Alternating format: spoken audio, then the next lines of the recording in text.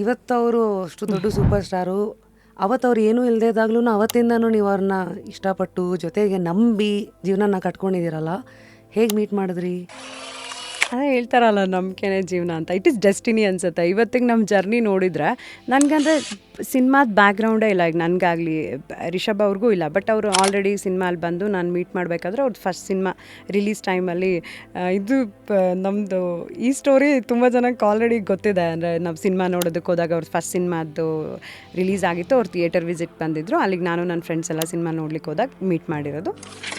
ಅಲ್ಲಿಂದ we started talking. ಅದಾದಮೇಲೆ ಒಂದು ವಿತಿನ್ 10 ಮಂತ್ಸಲ್ಲಿ ವಿ ಗಾಟ್ ಮ್ಯಾರಿಡ್. ಅದು ಒಂದು ಟ್ರಸ್ಟು. ಅಂದರೆ ರಿಷಬ್ಬಲ್ಲಿ ಇವತ್ತಿಗೂ ಐ ವಿಶ್ ಅದು ಯಾವತ್ತೂ ಚೇಂಜ್ ಆಗಬಾರ್ದಂತ. ಅವತ್ತು ಆ ಒಂದು ಆನೆಸ್ಟಿ ಇತ್ತು, ಒಂದು ಇನೋಸೆನ್ಸ್ ಇತ್ತು ಅವ್ರ ಐಸಲ್ಲಿ. ಇವತ್ತಿಗೂ ಅದಿದೆ. ಸೊ ಐ ಥಿಂಕ್ ಅದಕ್ಕಿಂತ ದೊಡ್ಡದು ನನಗೇನೂ ಇಲ್ಲ. Is A dreamer. ಈ ಮನುಷ್ಯ ಎಷ್ಟು ಪ್ಯಾಷನೇಟ್ ಆಗಿದ್ದಾರೆ.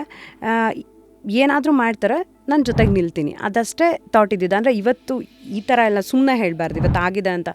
Definitely not me, even Rishab never thought that ಇದೆಲ್ಲ ಆಗುತ್ತೆ ಅಂತ. ರಿಷಬ್ ಒಂದಿನ ಇಷ್ಟು ದೊಡ್ಡ ಆ್ಯಕ್ಟರ್ ಆಗ್ತಾರೆ ಅಂತ, ಇಷ್ಟು ದೊಡ್ಡ ಡೈರೆಕ್ಟರ್ ಆಗ್ತಾರೆ, ಆ ಥರದ್ದೆಲ್ಲ ಏನು ಇವತ್ತಿಗೂ ಸಮ್ಟೈಮ್ ನಾವೇ ಕುತ್ಕೊಂಡು ಮಾತಾಡ್ತಾ ನಮಗೆ ಡೈಜೆಸ್ಟ್ ಆಗೋಲ್ಲ. ನಮ್ಮ ಜರ್ನಿ ಇಲ್ಲಿವರೆಗೆ ಬಂತ ಅಂತ. ಅಂದರೆ ನಾವೇ ಸುಮ್ಮನೆ ಕುತ್ಕೊಂಡು ಮಾತಾಡಬೇಕಾದ್ರೆ ನಮಗೇನೆ ಡೈಜೆಸ್ಟ್ ಆಗೋಲ್ಲ.